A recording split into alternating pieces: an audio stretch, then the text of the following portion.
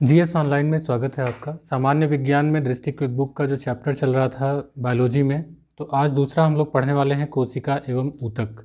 इसको दो पार्ट में हम लोग कवर करेंगे। सबसे पहले बात कर लेते हैं सेल्स की। बहुत इंपॉर्टेंट टॉपिक है और बायोलॉजी से यहाँ से मतलब फेवरेट सेगमेंट है, यहाँ से क्वेश्चन भी बहुत सारे पूछे जाते हैं।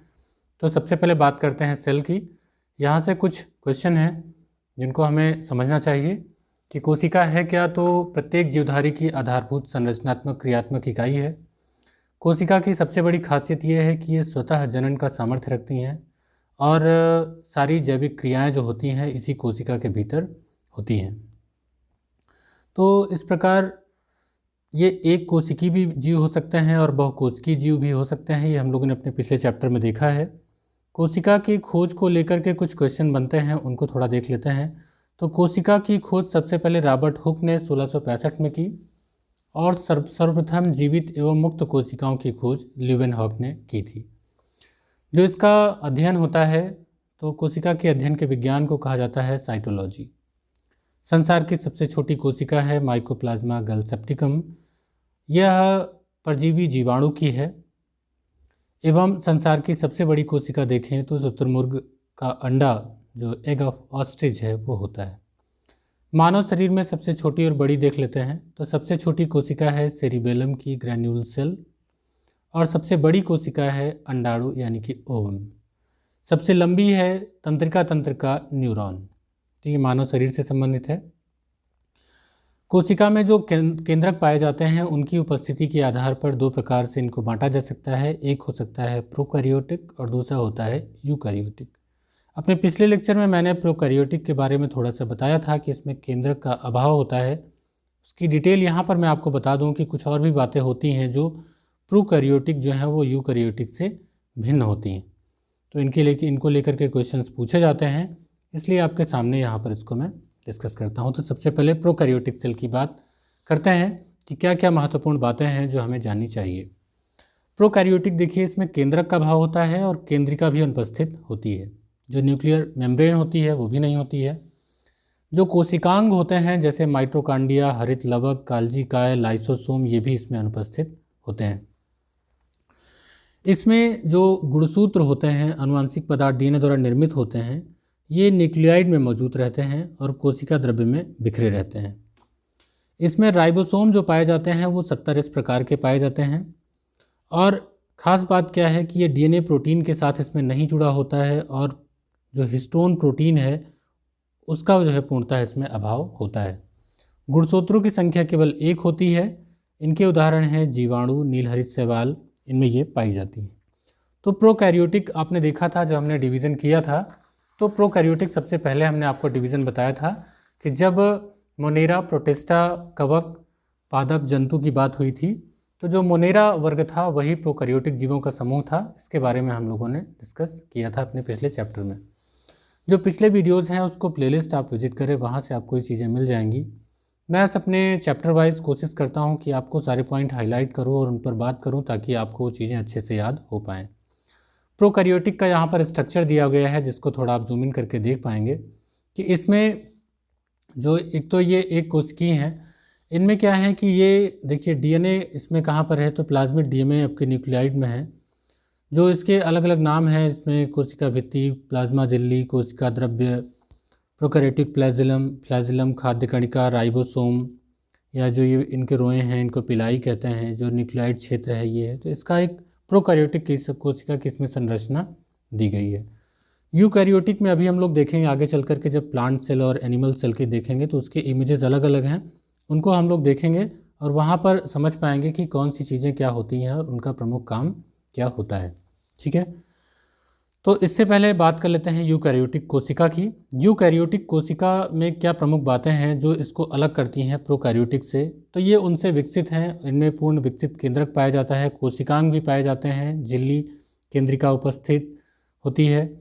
इसमें जितने ऑर्गेनेल्स होते हैं वो चाहे आपका माइटोकॉन्ड्रिया हो या आपका जितने भी इसमें दिए गए थे इसमें कोशिकांग, वो सारे के सारे इसमें होंगे। राइबोसोम की बात करें तो 70S और 80S दोनों प्रकार के राइबोसोम पाए जाते हैं। गुणसूत्र जहाँ प्रोकैरियोटिक में एक ही थे, इसमें एक से अधिक पाए जाते हैं। जो इसमें डीएनए होता है वो प्रोटीन के साथ जुड़ा हुआ होता है और उसमें हिस्टोन प्रोटीन उपस्थित होता है। तो सभी पौधे और जंतुओं में पाई जाती हैं, केवल विषाणु जीवाणु जो है उनमें ये नहीं पाई जाती हैं, क्योंकि उसमें यूनिसेलुलर यानी कि एक कोशिकीय होते हैं।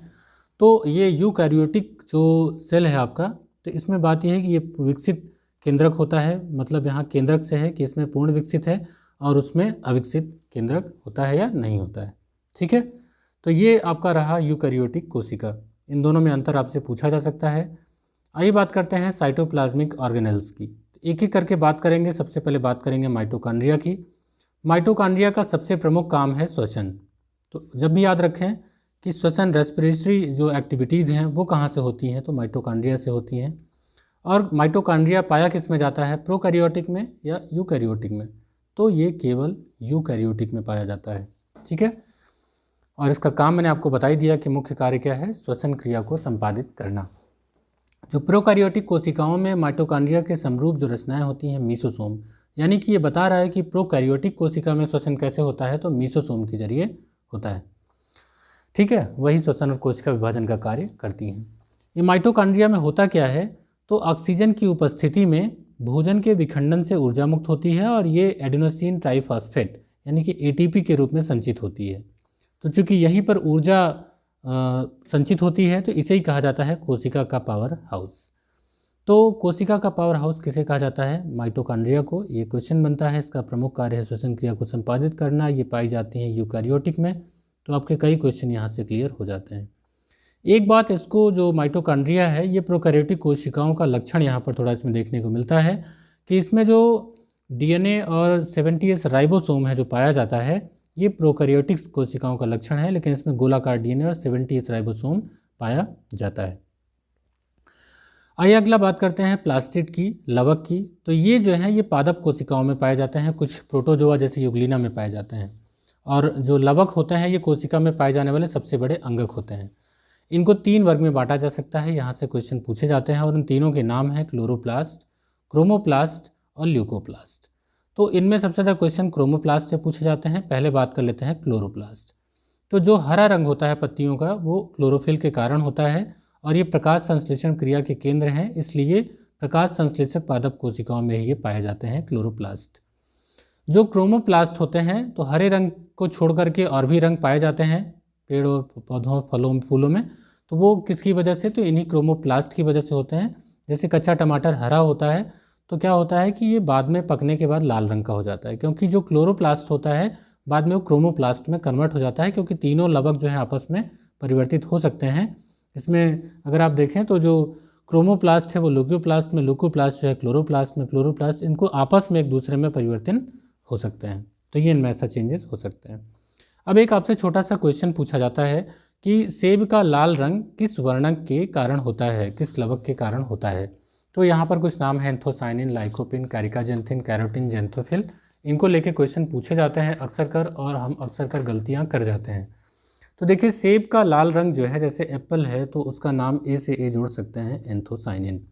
टमाटर लाल लाल होते हैं, लाइकोपिन, लाइकोपिन लाल लाल टमाटर, यानी कि टमाटर का लाल रंग। इसके बाद देखते हैं कैरोटीन। तो कैरेट जो होता है गाजर होता है, तो आपका कैरोटीन हो जाएगा। 2 याद करने हैं, पपीते का पीला रंग और हल्दी का रंग। तो पपीते का पीला रंग हो जाएगा कैरिकाजेंथिन और हल्दी का रंग हो जाएगा जेंथोफिल के कारण होता है। तो इनमें कौन सा क्रोमोप्लास्ट पाया जाता है वो इनका नाम यहाँ पर बताया गया है। ये आपसे खूब पूछे जाते रहे एग्जाम में, इसलिए इनको स्क्रीनशॉट लेके रख लीजिए और इनको याद कर लीजिए। ल्यूकोप्लास्ट की बात करते हैं तो ये रंगहीन लवक हैं जो पौधों में संचय अंगों में पाए जाते हैं या पौधों के उन भागों की कोशिकाओं में पाया जाता है जो सूर्य प्रकाश से वंचित रहते हैं, यानी कि जड़ भूमिगत तनों में, जैसे कि मक्का, आलू, गेहूं वगैरह में जिनमें पाए जाते हैं तो उसमें ल्यूकोप्लास्ट पाए जाते हैं। तो जड़ तनों में, भूमिगत तनों में क्या पाया जाता है, ल्यूकोप्लास्ट। जो अलग रंग है वो क्या है, क्रोमोप्लास्ट हैं। उसमें आपने कई देखे, एंथोसाइनिन, लाइकोपिन, कैरिकाजेंथिन, कैरोटीन, जेंथोफिल। जो हरा रंग है वो किसके पास पाया जाता है, क्लोरोप्लास्ट। तो ये रहा आपका लवक। लवक को लेके आपसे क्वेश्चन पूछे जाते हैं, यही मैंने आपको यहाँ पर डिस्कस किया है। अब एक बात करते हैं एंडोप्लाज्मिक रेक्टिकुलम की। ये अंतः प्रतिबंधी जालिका क्या है, तो ये 2 प्रकार की हो सकती है, चिकनी और खुरदुरी।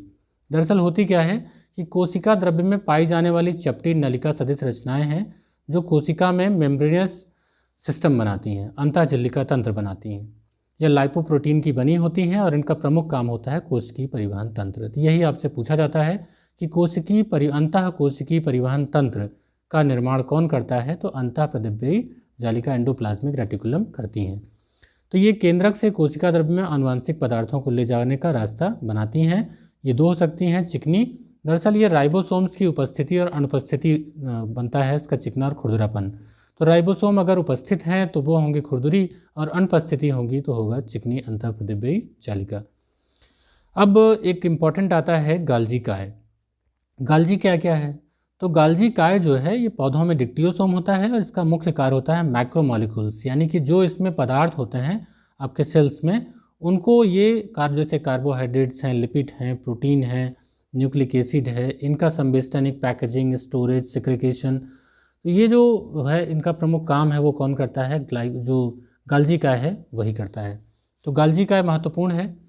राइबोसोम्स की बात करें तो राइबोसोम्स होते हैं राइबोन्यूक्लिक अम्ल यानी कि आरएनए और प्रोटीन से बनी संरचनाएं हैं। तो आरएनए और प्रोटीन से बने होते हैं राइबोसोम्स। इन पर कोई आवरण नहीं होता, ये अंतःप्रदिव्ययी जालिका की झिल्लियों की सतह पर सटे होते हैं या फिर अकेले या गुच्छों में कोशिका द्रव्य में बिखरे रहते हैं। चूँकि इनको सबसे पहले जॉर्ज पैलेट नामक वैज्ञानिक ने खोजा था जंतु कोशिका में, इसलिए इनको पैलेट कण, पैलेट पार्टिकल भी कहा जाता है। ये प्रोटीन संश्लेषण में सहायक होते हैं। इनका निर्माण केंद्रिका यानी कि न्यूक्लियस के द्वारा होता है। तो ये रहा आपका राइबोसोम्स। इसके बाद बात करते हैं लाइसोसोम की। इसे कहते हैं आत्महत्या की थैली। कारण क्या होता है कि ये कोशिकीय पाचन के मुख्य स्थान होते हैं और कभी कभी अपनी ही कोशिका का ये पाचन कर देते हैं और खुद से कोशिका नष्ट हो जाती है। तो इसीलिए इसे कहा जाता है सुसाइडल बैग या डाइजेस्टिव बैग भी इसको कहा जाता है। और ये जंतु कोशिका में प्रचुर मात्रा में पाए जाते हैं लाइसोसोम्स। तो हमने कई पढ़ लिए जिनके नाम मैं आपको रिवाइज कर दूँ, जिनको हम पढ़ चुके हैं। तो हमने पढ़ लिया माइटोकॉन्ड्रिया, प्लास्टिड के बारे में, लवक के बारे में देख लिया, एंडोप्लाज्मिक रेटिकुलम को देख लिया, राइबोसोम्स, लाइसोसोम्स को देख लिया। आइए बात करते हैं स्फीरोसोम। तो ये एक्चुअली वसा का संश्लेषण संग्रहण करते हैं और ये पादप कोशिका के लाइसोसोम कहे जाते हैं। यानी कि जंतु कोशिका में जो लाइसोसोम काम करता है वही पादप कोशिका में वसा का संश्लेषण स्फीरोसोम करते हैं। सेंट्रोसोम और सेंट्रियोल की बात करते हैं। तो सेंट्रोसोम यानी कि तारक काय। ये तारक काय क्या होते हैं, इनको इमेज में अभी आप देख भी लीजिएगा। तो जंतु कोशिका और निम्न पादपों की कोशिकाओं में जो फंजाई, ब्रायोफाइटा, फर्न और जिम्नोस्पर्म है उनमें ये पाए जाते हैं। तारक काय जो होते हैं तो बेलनाकार संरचना और तारक केंद्रकों से मिलकर बना होता है, जिनको सेंट्रियोल कहते हैं। माइक्रोबॉडीज़ में कौन कौन से हैं, तो पराक्सीसोम और ग्लाइऑक्सीसोम। ये क्या हैं, तो जो प्रकाश की श्वसन है यानी कि फोटो रेस्पिरेशन है उसमें जो पौधों में होता है उसमें, और कोशिका में जो हाइड्रोजन पेरोक्साइड का उत्पादन होता है तो उसमें ये पराक्सीसोम जो है ये महत्वपूर्ण होते हैं। और ग्लाइऑक्सीसोम जो है ये ग्लूकोनियोजेनेसिस यानी कि ग्लाइऑक्सिलेट चक्र में इनका भाग लेते हैं ये ग्लाइऑक्सीसोम। वैक्यूल की बात करें राजधानी, तो राजधानी जो होते हैं ये जो प्लांट सेल होती है उसमें बहुत बड़े होते हैं, लोग कोशिका का 90% होते हैं, जंतुओं में थोड़े छोटे होते हैं। एक इम्पॉर्टेंट टर्म ये है कि कोशिका में अचल संपत्ति जो है वो न्यूक्लिक अम्ल, न्यूक्लिक एसिड को कहा जाता है। जो केंद्रक होता है न्यूक्लियस, तो कोशिका में केंद्रक की खोज रॉबर्ट ब्राउन ने 1831 में की थी। ये कोशिका का नियंत्रण केंद्र होता है। इसमें क्या होता है, क्रोमोसोम तथा जीन उपस्थित रहते हैं। जो केंद्रक होता है ये 4 भागों से मिलकर बना होता है। वो 4 नाम है, केंद्रक झिल्ली, केंद्रक द्रव्य, केंद्रिका और क्रोमैटिन जालिका। तो न्यूक्लियर मेम्ब्रेन, न्यूक्लियोप्लाज्म, न्यूक्लियस और क्रोमैटिन नेटवर्क। जो इसमें क्रोमैटिन नेटवर्क है, दरअसल जो केंद्रिका है न्यूक्लियस, ये क्या होता है, राइबोसोमल आरएनए का संश्लेषण स्थल है, इसको आरएनए भंडार गृह भी कहते हैं। क्रोमैटिन जालिका जो है, क्रोमैटिन नेटवर्क, तो ये क्या होती हैं कि विस्तृत धागे नुमा रचनाएं हैं जिनको क्रोमैटिन जाल कहा जाता है। विभाजन के समय यही जाल संघनित होकर के मोटी छड़ जैसी हो जाती हैं, इन्हीं को कहा जाता है क्रोमोसोम। जो क्रोमैटिन डीएनए और प्रोटीन की से बनी रचना होती है। तो जो क्रोमोसोम है उनके बारे में बात कर लेते हैं। जो क्रोमोसोम का शीर्ष भाग होता है वो होता है टेलोमियर, और इसमें जो है डीएनए और क्षारीय हिस्टोन प्रोटीन से मिलकर के बना होता है। ये जो यूकेरियोटिक सेल्स होती हैं उसमें निश्चित संख्या में पाए जाते हैं। जैसे मनुष्य में 23 जोड़ी पाए जाते हैं, तो 23 जोड़ी का मतलब 46 गुणसूत्र पाए जाते हैं। जो 23वां जोड़ा होता है वो लिंग गुणसूत्र कहा जाता है, क्योंकि वो जो है XX या XY होता है, तो इसी के जरिए लिंग निर्धारण होता है। जो गुणसूत्र होते हैं यानी क्रोमोसोम होते हैं वो आनुवांशिक सूचनाओं को एक पीढ़ी से दूसरी पीढ़ी तक ले जाने के लिए उत्तरदायी होते हैं। क्या सभी में जो गुणसूत्र होता है, लिंग गुणसूत्र सभी जीवों में होता है? तो कुछ सरीसृप होते हैं जैसे मगरमच्छ और छिपकली, इनमें लिंग गुणसूत्र नहीं होता है। इनमें लिंग का निर्धारण जो होता है वो पर्यावरणीय ताप द्वारा होता है। तो ये क्वेश्चन आपसे पूछा भी गया है। यहाँ पर डीएनए की संरचना दिखाई गई है। एक्चुअली जो डीएनए में इसमें संरचना है, इसमें आपको कुछ बातें इंपॉर्टेंट है जो अभी आपको देखनी होंगी। इस इमेज को भी हम दोबारा देखेंगे, पहले इसके बारे में थोड़ा डिटेल पढ़ेंगे। जो डीएनए है, डीऑक्सीराइबो न्यूक्लिक एसिड डीएनए, तो एक्चुअली उसमें न्यूक्लिक एसिड कौन सा है वो डिपेंड करता है डीएनए और आरएनए में। तो जैसे इसमें डीऑक्सीराइबो है तो ये हो गया आपका डीएनए, और अगर राइबोज होगा तो वो हो जाएगा आरएनए। ठीक है, तो ये दोनों यानी कि 2 डीऑक्सीराइबोज होगा तो डीएनए और राइबोज होगा तो आरएनए। यानी कि शुगर उसमें कौन सा है ये डिपेंड करेगा डीएनए और आरएनए में। और थोड़ी उनकी संरचना में भी अंतर है तो वो भी देखेंगे कि क्योंकि जो नाइट्रोजन बेस होता है उनमें थोड़ा चेंज होता है। तो डीएनए क्या है? तो डीएनए की एक न्यूक्लिक एसिड है और ये प्रोटीन के साथ मिलकर गुणसूत्र की संरचना बनाता है। ये कोशिका के केंद्रक में धागे के रूप में फैला रहता है। डीएनए की कुछ मात्रा केंद्रक के अतिरिक्त माइटोकॉन्ड्रिया या क्लोरोप्लास्ट में भी पाई जाती है। तो डीएनए पाया कहाँ कहाँ जाता है ये इंपॉर्टेंट है कि जो जंतु कोशिका है उसमें माइटोकॉन्ड्रिया और क्लोरोप्लास्ट में ये पाई जाती है। तो क्योंकि एक आनुवांशिक पदार्थ है और यह लक्षणों और गुणों को माता पिता से संतानों में पहुँचाने का कार्य करता है। 3 प्रकार के पदार्थों से डीएनए बना होता है। इसमें महत्वपूर्ण होता है नाइट्रोजन क्षार, नाइट्रोजन बेसेस। 2 नाइट्रोजन बेस होते हैं, प्यूरीन और पिरिमिडीन। तो ये इनके नाम याद रखने हैं, प्यूरीन और पिरिमिडीन। 2 इसमें नाइट्रोजन बेस पाए जाते हैं डीएनए में। इसमें इनके नाम प्रमुख हैं। प्यूरीन में है एडेनिन और ग्वानिन, और पिरिमिडीन जो है ये साइटोसिन और थाइमिन है। यही जो बेस हैं वो मिल करके फास्फोरिक अम्ल बनाते हैं। तो डीएनए में इसमें जो शुगर होती है, डीएनए में 2 डीऑक्सीराइबोज होती है, आरएनए में राइबोज होती है, 5 कार्बन शुगर। फास्फोरिक अम्ल में क्या होता है कि जो डीएनए के नाइट्रोजन क्षार हैं हमेशा एडेनिन का थाइमिन के साथ और ग्वानिन का साइटोसिन के साथ युग्मन होता है।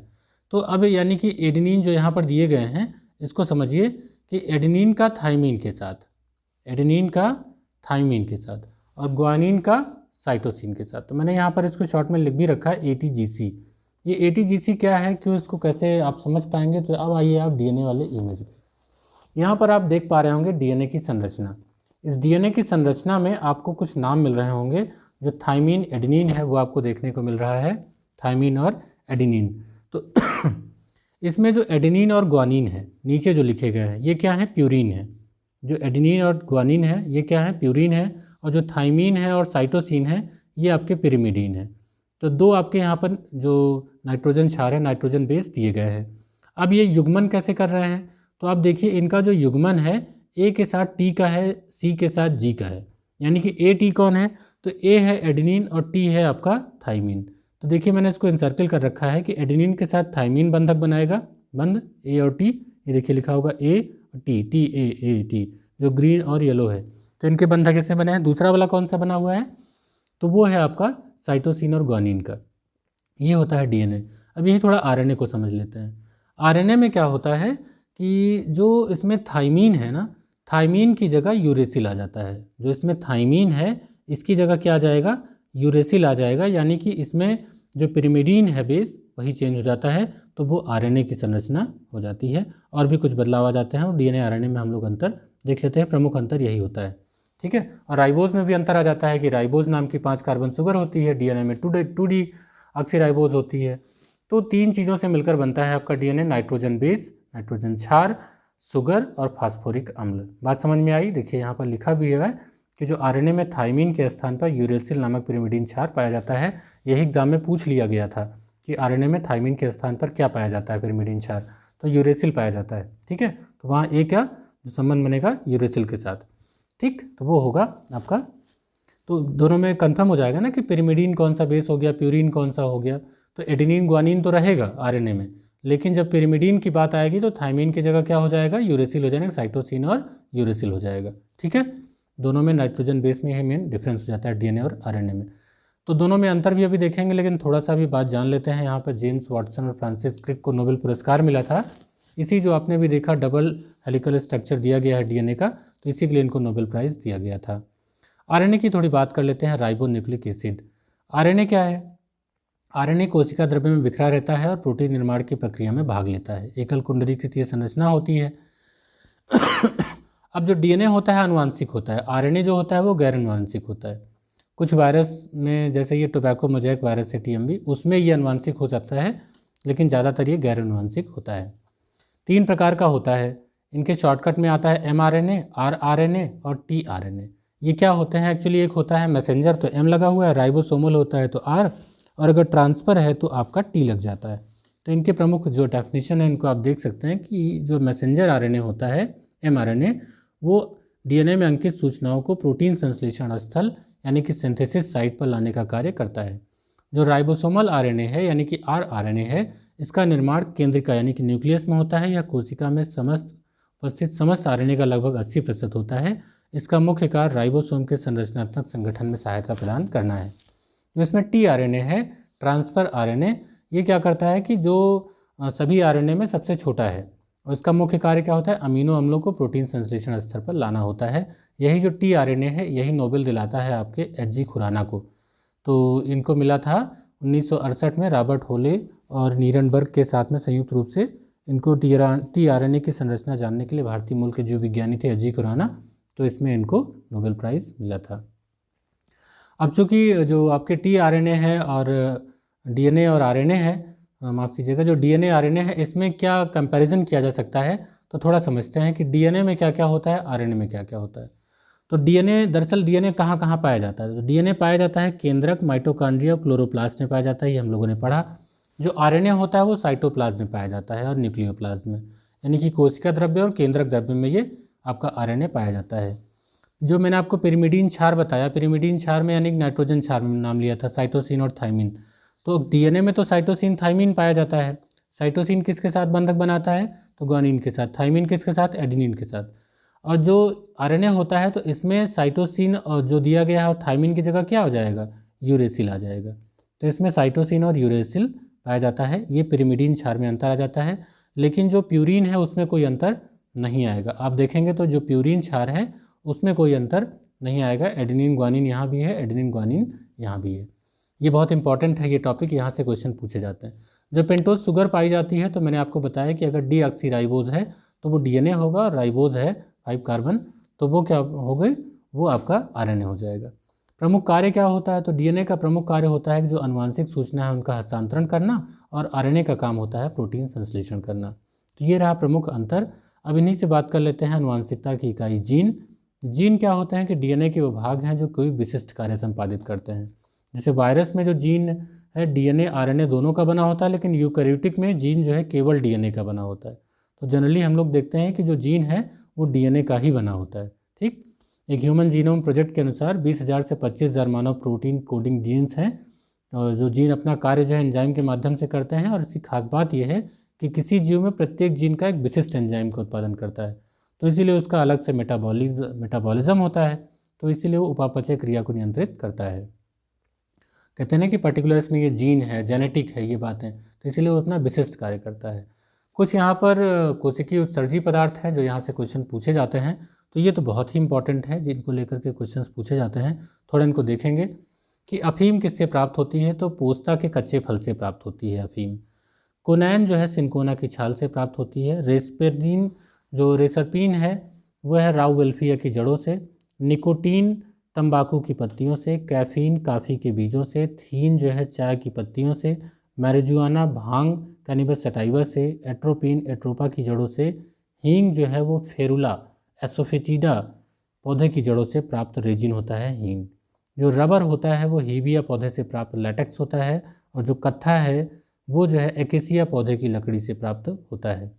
कार्क जो है वो ओक वृक्ष की छाल से प्राप्त होता है। तो इसको आप नोट भी कर लें, और इसको बुक से आप इसको याद भी कर सकते हैं, इसका स्क्रीनशॉट भी लेकर रख सकते हैं रिवीजन के लिए। इसके बाद सबसे इम्पॉर्टेंट है जंतु कोशिका एवं पादप कोशिका के बीच में अंतर।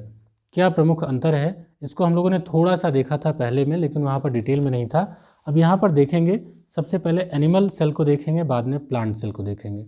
आकार, आकृति, ऊर्जा संग्रह, वृद्धि, कोशिका भित्ति, सीलिया को लेकर के इसमें कई चीज़ें दी गई हैं जिनकी वजह से हम इसमें अंतर बता सकते हैं। तो जंतु कोशिका छोटी होती है, प्लांट कोशिका बड़ी होती है। इसकी आकृति जंतुओं की भिन्न आकृति होती है। प्लांट कोशिकाएं ज़्यादातर समान आकार में होती हैं। ऊर्जा संग्रहण की बात करें तो इनमें ग्लाइकोजन कार्बोहाइड्रेट के रूप में ऊर्जा का संग्रहण होता है, प्लांट में स्टार्च के रूप में होता है। वृद्धि की बात करें तो जब जंतु कोशिका का आकार बढ़ता है, आकार में वृद्धि होती है, तो ये क्यों होती है? क्योंकि कोशिकाओं की संख्या में वृद्धि होती है।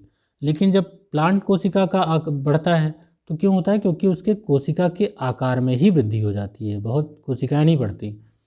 जो सेल वॉल होती है वो आपके जंतु कोशिका में नहीं पाई जाती है, इसमें तो सेल मेम्ब्रेन पाई जाती है। जो सेल वॉल होती है वो तो पादप कोशिका का प्रमुख भाग ही है। जो सीलिया होती है ये इसको गति प्रदान करती है, तो जंतु कोशिका में पाई जाती है, पादप कोशिका में नहीं पाई जाती है। साइटोकाइनेसिस की बात करें तो इसके दौरान केंद्रक द्रव्य विभाजित होकर अलग होता है, जबकि साइटोकाइनेसिस के दौरान प्लांट कोशिका में कोशिका पट्टी का निर्माण होता है, जिससे कोशिका विभाजित हो जाती है। लवक किस में पाए जाते हैं? तो लवक आपको पता है कि प्लांट्स में पाए जाते हैं, जंतु कोशिका में लवक नहीं पाए जाते हैं। और प्लांट में तो ये आपके कई हैं, क्लोरोप्लास्ट है, क्रोमोप्लास्ट है, ल्यूकोप्लास्ट है, आपने पढ़ा ही। राजधानी जो है जंतुओं में छोटी छोटी पाई जाती हैं, और जो प्लांट सेल हैं उनमें तो लगभग 90% तक ये केंद्रीय राजधानी वैक्यूल पाई जाती हैं। दोनों की इमेजेस यहाँ पर दिए गए हैं, जिनमें आप अंतर स्पष्ट रूप से देख सकते हैं कि जंतु कोशिका में कौन कौन से हैं और आपके पादप कोशिका में कौन कौन से हैं। दोनों इमेज हैं, इनका आप लेकर के स्क्रीनशॉट भी लेकर के आप रख सकते हैं। इसमें आपको सारे देखने को मिल जाएंगे, जैसे जिनको हमने पढ़ा था, राजधानी पढ़ा था, पराक्सीसोम, कोशिका द्रव्य, आपके गाल्जिकाय, क्रोमैटिन, केंद्रिका, जालिका केंद्रक, खुरदुरी अंतःप्रदिव्य। देखिए यहाँ पर इसके राइबोसोम्स हैं, तो खुरदुरी है, चिकनी भी, इंटरमीडिएट फिलामेंट, माइटोकॉन्ड्रिया देखिए ये है जो आपके श्वसन के लिए है, प्लाज्मा झिल्ली, सेंट्रोसोम, लाइसोसोम ये है आपका। ये देखिए चिकनी अंतःद्रव्यी जालिका जिनमें राइबोसोम्स नहीं है। ऐसे आपको कई इसमें आपको मिल गए जंतु कोशिका में। जो आपकी प्लांट कोशिका है तो प्लांट सेल में आप देख पा रहे होंगे कि इसमें आपके राइबोसोम, केंद्रक, केंद्रिका, रिक्तिका, कोशिका द्रव्य, ये आपका क्लोरोप्लास्ट है, जो गाल्जी पुटिका है, माइटोकॉन्ड्रिया है, गाल्जी उपकरण है, इसमें कई आपको मिल जाएंगे। तो ये आपका प्लांट सेल है। दोनों की रचनाएं जो डिटेल पढ़ते समय अगर इसका आप इमेज सामने रखेंगे तो आप इसको बहुत अच्छे से समझ पाएंगे। कोशिका विभाजन की बात करेंगे। कोशिका विभाजन यानी कि सेल डिवीजन कैसे होता है, यहाँ से क्वेश्चन बनते हैं और पूछे भी जाते हैं। तो दरअसल जो कोशिका विभाजन होता है ये दो प्रकार से होता है। कोशिका विभाजन है क्या? पेरेंट सेल से कोई नई डॉटर सेल बनने की क्रिया जो है वो कोशिका विभाजन, यानी कि नई सेल बनेगी कैसे? तो दो काम के लिए सेल बनती हैं। या तो आप में कोई वृद्धि हो रही है, जंतु में, प्लांट में वृद्धि होती है ना, उनमें कोई कट लग गया, कुछ हो गया तो उनमें मरम्मत होगी, गुड़न होगा। तो कैसे होंगे? तो जो इस तरीके से जो कोई सेल का डिवीज़न होगा तभी तो बनेगा, इसको कहेंगे समसूत्री विभाजन। यानी कि कोशिकाओं में गुड़न, वृद्धि, मरम्मत के लिए अगर काम हो रहा है, विभाजन हो रहा है, तो वो होगा समसूत्री विभाजन। इसको कहते हैं मिटोसिस। ठीक। और जब प्रजनन में होता है, यानी कि नए जीव उत्पन्न होंगे उससे, तो वो होगा मियोसिस, अर्धसूत्री विभाजन। तो अर्धसूत्री विभाजन थोड़ा टिपिकल है, थोड़ा सा समझने वाली चीज़ है। जो समसूत्री विभाजन है वो थोड़ा सा सरल प्रक्रिया है। तो ये मिटोसिस और मियोसिस हैं, इनकी हिंदी भी, इंग्लिश भी याद रखेंगे, समसूत्री, अर्धसूत्री। समसूत्री में तो एक बात समझ में आती है कि जब इसका विभाजन होता है तो इसमें क्रोमोसोम्स की संख्या समान रहती है, जैसे पेरेंट सेल में रहता है वैसे ही डॉटर सेल में। लेकिन जो ये अर्धसूत्री है, ये नाम क्यों पड़ा? पहले तो यही तो बात तो समझ में आ गई कि समसूत्री कहाँ पे होता है, अर्धसूत्री कहाँ पे होता है। अर्धसूत्री नाम इसलिए पड़ा क्योंकि जब विभाजन में अगुणित संतति कोशिकाओं में गुणसूत्रों की संख्या जो होती है वो आधी रह जाती है, यानी कि जो डॉटर सेल होती हैं उसमें जो क्रोमोसोम्स होते हैं वो आधे हो जाते हैं, तो इसीलिए इसको कहा जाता है अर्धसूत्री कोशिका विभाजन। तो ये आधे हो जाएंगे तो काम कैसे होगा? क्योंकि जब वो आधे हो जाएंगे तो फिर निषेचन क्रिया में फिर से पुनः द्विगुणित होंगे, और दूसरी अवस्था में क्या होंगे कि ये 4 अगुणित कोशिकाएं बनेंगी। तो इसीलिए 2 चरण में पूर्ण होता है मियोसिस, अर्धसूत्री विभाजन। इसमें जो पहला विभाजन होता है उसमें गुणसूत्रों की संख्या आधी रह जाती है, ठीक है, और बाद में क्या होता है, प्रत्येक गुणसूत्र के 2 अर्धसूत्र अलग अलग हो जाते हैं, और इस प्रकार से जो आपका दूसरा ये अर्धसूत्री विभाजन है, मियोसिस, वो संपन्न हो जाता है। तो इनमें प्रमुख अंतर क्या होता है, ये थोड़ा सा समझने वाली बात है। समसूत्री विभाजन और अर्धसूत्री विभाजन का अंतर देखेंगे। सबसे बड़ा अंतर यही है कि जो कायिक कोशिकाएं होती हैं, सोमैटिक सेल्स होती हैं, उनमें विभाजन होता है ये आपके समसूत्री विभाजन कायिक कोशिकाओं में, अर्धसूत्री किस में होता है? जनन कोशिकाओं में। यानी कि जब वृद्धि और कोई कट लग गया है, कुछ लग गया है, उसको भरपाई करना है, तो वो किस में जो सेल डिवाइड होंगी वो कैसा होगा? समसूत्री विभाजन होगा। और जब जनन कोशिकाओं में रिप्रोडक्शन होगा तो कैसा होगा? अर्धसूत्री विभाजन होगा। तो इसके फलस्वरूप द्विगुणित संतति कोशिकाओं का निर्माण होता है, और अर्धसूत्री में क्या होता है कि अगुणित युग्मक बनते हैं जो निषेचन में भाग लेते हैं। जो समसूत्री विभाजन होता है केवल एक चरण में होता है, अर्धसूत्री विभाजन 2 चरणों में होता है। केंद्रक में एक ही विभाजन होता है समसूत्री में, और जबकि अर्धसूत्री में 2 बार विभाजन होता है, जिसके फलस्वरूप 4 संतति कोशिकाएं बनती हैं। और समसूत्री में आप जानते हैं कि गुणसूत्रों की संख्या समान ही रहती है।